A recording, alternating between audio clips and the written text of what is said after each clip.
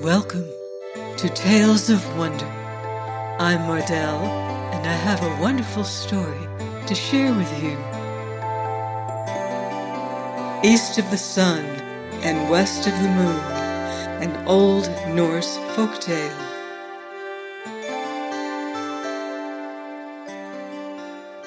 Once upon a time, there was a poor husbandman who had so many children that he hadn't much of either food or clothing to give them. Pretty children they all were, but the prettiest was the youngest daughter, who was so lovely. There was no end to her loveliness. So one day, 'twas on a Thursday evening late at the fall of the year, the weather was so wild and rough outside, and it was so cruelly dark, and rain fell and wind blew, till the walls of the cottage shook again. There they all sat round the fire, busy with this thing and that. But just then, all at once, something gave 3 taps on the window pane. Then the father went out to see what was the matter. And when he got out of doors, what should he see but a great big white bear. "Good evening to you," said the white bear. "The same to you," said the man. "Will you give me your youngest daughter? If you will, I'll make you as rich as you are now poor," said the bear. Well, the man would not be at all sorry to be so rich, but still he thought he must have a bit of a talk with his daughter first. So he went in and told them how there was a great white bear waiting outside, who had given his word to make them so rich if he could only have the youngest daughter. The lassie said no, outright. Nothing could get her to say anything else. So the man went out and settled it with the white bear that he should come again the next Thursday evening and get an answer. Meantime, he talked his daughter over and kept on telling her of all the riches they would get and how well off she would be herself. And so, at last, she thought better of it, and washed and mended her rags, and made herself as smart as she could, and was ready to start. I can't say her packing gave her much trouble. Next Thursday evening came the white bear to fetch her, and she got upon his back with her bundle, and off they went. So when they had gone a bit of the way, the white bear said, "Are you afraid?" No, she wasn't. "Well, mind and hold tight by my shaggy coat, and then there's nothing to fear," said the bear. So she rode a long, long way, till they came to a great steep hill. There on the face of it, the white bear gave a knock, and a door opened, and they came into a castle, where there were many rooms all lit up, rooms gleaming with silver and gold, and there too was a table ready laid, and it was all as grand could be. Then the white bear gave her a silver bell, and when she wanted anything, she was only to ring it, and she would get it at once. Well, after she had eaten and drunk and the evening wore on, she got sleepy after her journey and thought she would like to go to bed. So she rang the bell, and she had scarce taken hold of it before she came into a chamber where there was a bed made as fair and white as anyone would wish to sleep in, with silken pillows and curtains and gold fringe. All that was in the room was gold or silver, but when she had gone to bed and put out the light, a man came and laid himself alongside her. That was the white bear, who threw off his beast shape at night, but she never saw him, for he always came after she had put out the light, and before the day dawned he was up and off again. So things went on happily for a while, but at last she began to get silent and sorrowful, for there she went about all day alone, and she longed to go home and see her father and mother and brothers and sisters. So one day when the white bear asked what it was that she lacked, she said it was so dull and lonely there, and how she longed to go home to see her father and mother and brothers and sisters, and that was why she was so sad and sorrowful, because she couldn't get to them.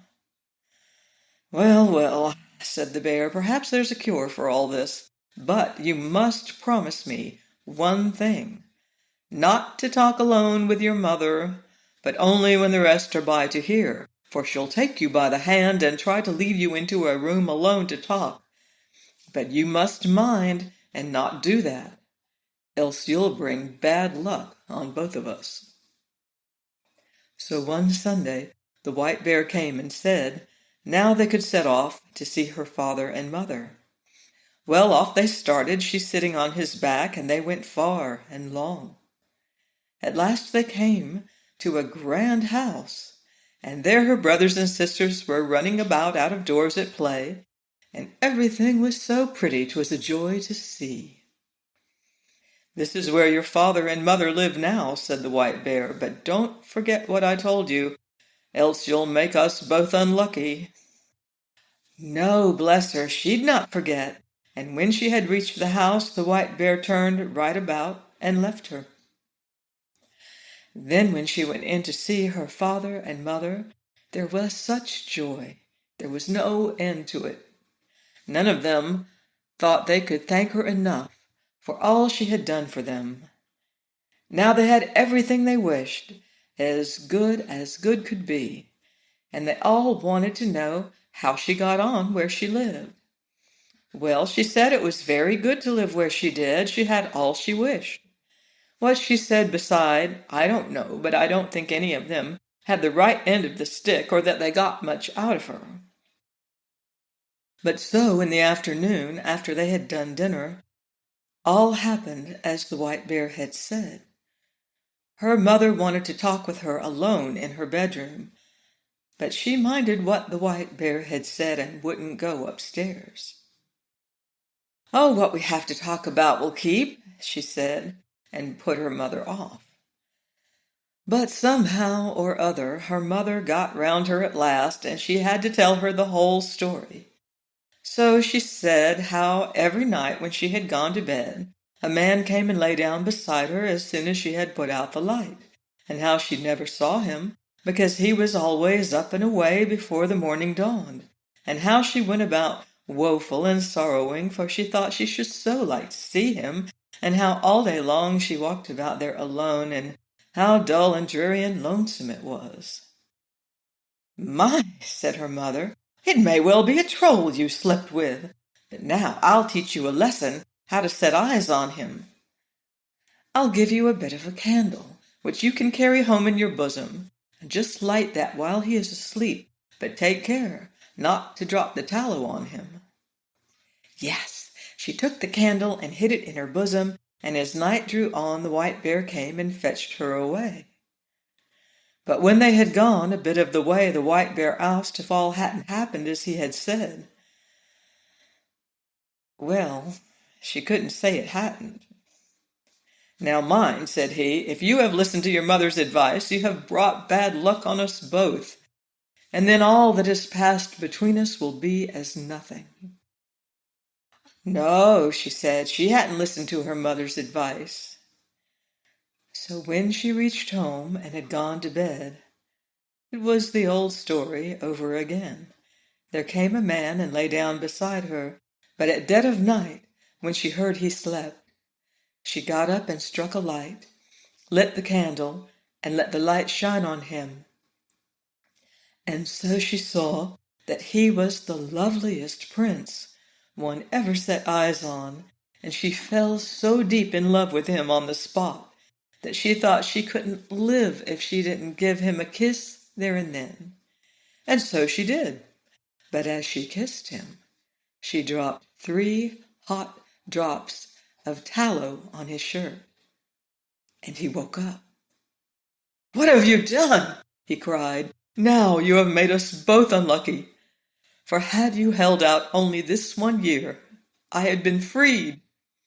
For I have a stepmother who has bewitched me, so that I am a white bear by day and a man by night. But now all ties are snapped between us, and now I must set off from you to her. She lives in a castle which stands east of the sun and west of the moon. And there too is a princess with a nose 3 ells long, and she is the wife I must have now. She wept and took it ill, but there was no help for it. Go he must.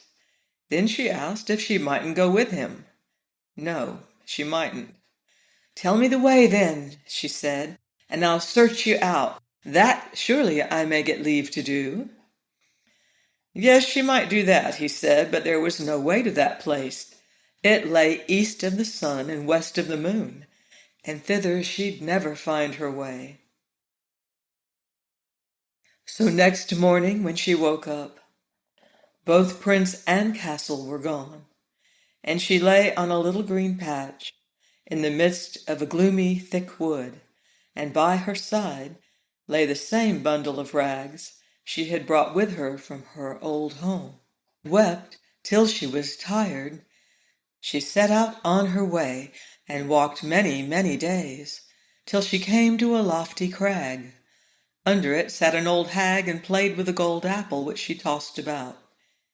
Here the lassie asked if she knew the way to the prince, who lived with his stepmother in the castle that lay east of the sun and west of the moon, and who was to marry the princess with a nose 3 ells long. How did you come to know about him? Asked the old hag. But maybe you are the lassie who ought to have had him. Yes, she was. So it's you, is it? Said the old hag. Well, all I know about him is that he lives in the castle that lies east of the sun and west of the moon, and thither you'll come, late or never, but still you may have the loan of my horse, and on him you can ride to my next neighbor. Maybe she'll be able to tell you. And when you get there, just give the horse a switch under the left ear, and beg him to be off home, and stay. This gold apple you may take with you. So she got upon the horse, and rode a long, long time, till she came to another crag, under which sat another old hag, with a gold carding comb. Here the lassie asked if she knew the way to the castle that lay east of the sun and west of the moon. And she answered, like the first old hag, that she knew nothing about it, except it was east of the sun and west of the moon. And thither you'll come, late or never, but you shall have the loan of my horse to my next neighbor. Maybe she'll tell you all about it. And when you get there, just switch the horse under the left ear and beg him to be off home. And this old hag gave her the golden carding home. It might be she'd find some use for it, she said. So the lassie got up on the horse, and rode a far, far way, and a weary time, and so at last she came to another great crag, under which sat another old hag, spinning with a golden spinning wheel. Her too she asked if she knew the way to the prince, and where the castle was that lay east of the sun and west of the moon. So it was the same thing all over again. Maybe it's you who ought to have had the prince, said the old hag. Yes, it was. But she too didn't know the way a bit better than the other two.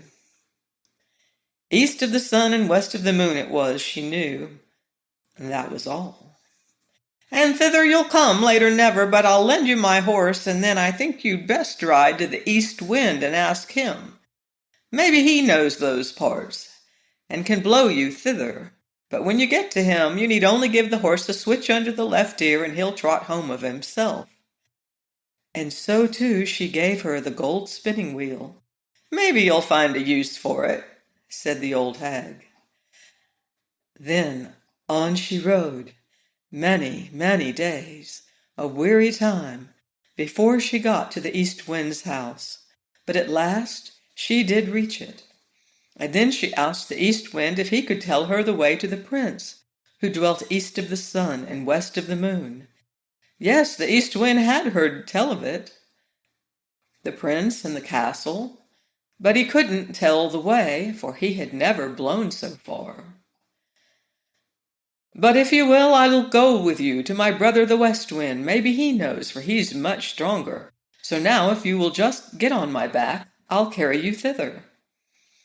Yes, she got on his back, and I should just think they went briskly along. So when they got there, they went into the West Wind's house, and the East Wind said the lassie he had brought was the one who ought to have had the prince, who lived in the castle east of the sun and west of the moon. And so she had set out to seek him, and how he had come with her, and would be glad to know if the West Wind knew how to get to the castle. "Nay," said the West Wind, "so far I've never blown. But if you will, I'll go with you to our brother the South Wind, for he's much stronger than either of us, and he has flapped his wings far and wide.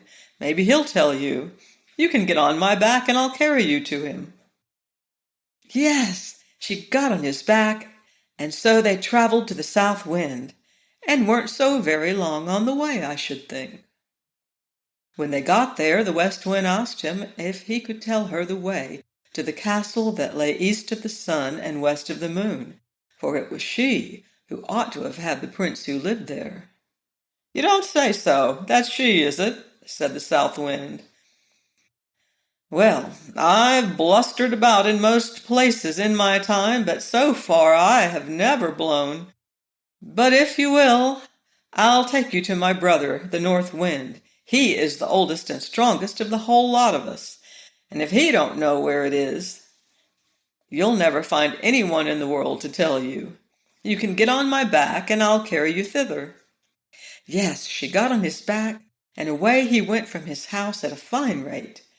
And this time, too, she wasn't long on her way. So when they got to the North Wind's house, he was so wild and cross, cold puffs came from him a long way off. "Blast you both, what do you want?" he roared out to them ever so far off, so that it struck them with an icy shiver. "Well," said the South Wind, "you needn't be so foul-mouthed, for here I am, your brother, the South Wind, and here is the lassie who ought to have had the prince, who dwells in the castle that lies east of the sun and west of the moon, and now she wants to ask you if you ever were there and can tell her the way, for she would be so glad to find him again." "Yes, I know well enough where it is," said the North Wind. "Once in my life I blew an aspen leaf thither, but I was so tired I couldn't blow a puff for ever so many days after. But if you really wish to go thither, and aren't afraid to come along with me, I'll take you on my back and see if I can blow you thither." Yes, with all her heart, she must and would get thither, if it were possible in any way, and as for fear, however madly he went, she wouldn't be at all afraid.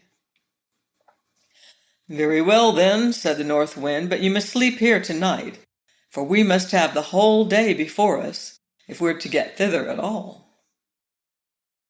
Early next morning, the North Wind woke her, and puffed himself up, and blew himself out, and made himself so stout and big, 'twas gruesome to look at him, and so off they went high up through the air, as if they would never stop till they got to the world's end. Down here below there was such a storm, it threw down long tracts of wood in many houses, and when it swept out over the great sea, ships foundered by the hundreds. So they tore on and on. No one can believe how far they went, and all the while they still went over the sea, and the North Wind got more and more weary, and so out of breath he could scarce bring out a puff, and his wings drooped and drooped, till at last he sunk so low that the crests of the waves dashed over his heels. "Are you afraid?" said the North Wind. No, she wasn't. But they weren't very far from land, and the North Wind had still so much strength left in him that he managed to throw her up on the shore under the windows of the castle, which lay east of the sun and west of the moon. But then he was so weak and worn out, he had to stay there and rest many days before he could get home again. Next morning the lassie sat down under the castle window and began to play with the gold apple, and the first person she saw was the Long Nose, who was to have the prince. "What do you want for your gold apple, you lassie?" said the long nose, and threw up the window. "It's not for sale, for gold or money," said the lassie. "Well, if it's not for sale, for gold or money, what is it that you will sell it for? You may name your own price," said the princess. "Well, if I may get to the prince who lives here, and be with him tonight, you shall have it," said the lassie, whom the north wind had brought. Yes, she might, that could be done, so the princess got the gold apple. But when the lassie came up to the prince's bedroom at night, he was fast asleep. She called him and shook him, and between whiles she wept sore. But all she could do, she couldn't wake him up. Next morning, as soon as day broke, came the princess with the long nose and drove her out again. So in the daytime she sat down under the castle windows and began to card with her carding comb, and the same thing happened. The princess asked what she wanted for it, and she said it wasn't for sale for gold or money, but if she might get leave to go up to the prince and be with him that night, the princess should have it. But when she went up, she found him fast asleep again, and all she called and all she shook and wept and prayed, she couldn't get life into him. And as soon as the first gray peep of day came, then came the princess with the long nose and chased her out again. So in the daytime the lassie sat down under the castle window and began to spin with her golden spinning wheel. And that too the princess with the long nose wanted to have, so she threw it up the window and asked what she wanted for it. The lassie said, as she had said twice before, it wasn't for sale for gold or money, but if she might go up to the prince who was there and be with him alone that night, she might have it. Yes, she might do that and welcome.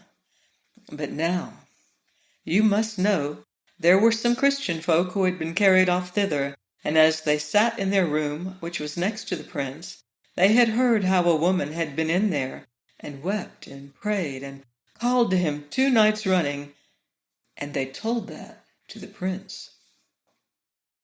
That evening, when the princess came with her sleepy drink, the prince made as if he drank, but threw it over his shoulder, for he could guess it was a sleepy drink. So when the lassie came in, she found the prince wide awake, and then she told him the whole story, how she had come thither. "Ah," said the prince, "you've come in the very nick of time, for tomorrow is to be our wedding day. But now I won't have the long nose, and you are the only woman in the world who can set me free. I'll say I want to see what my wife is fit for, and beg her to wash the shirt which has the 3 spots of tallow on it. She'll say yes, for she doesn't know 'tis you who put them there. But that's work only for a Christian folk, not for such a pack of trolls. So I'll say that I won't have any other for my bride than the woman who can wash them out, and ask you to do it." So there was great joy and love between them all that night. But the next day, when the wedding was to be, the prince said, "First of all, I'd like to see what my bride is fit for." "Yes," said the stepmother with all her heart.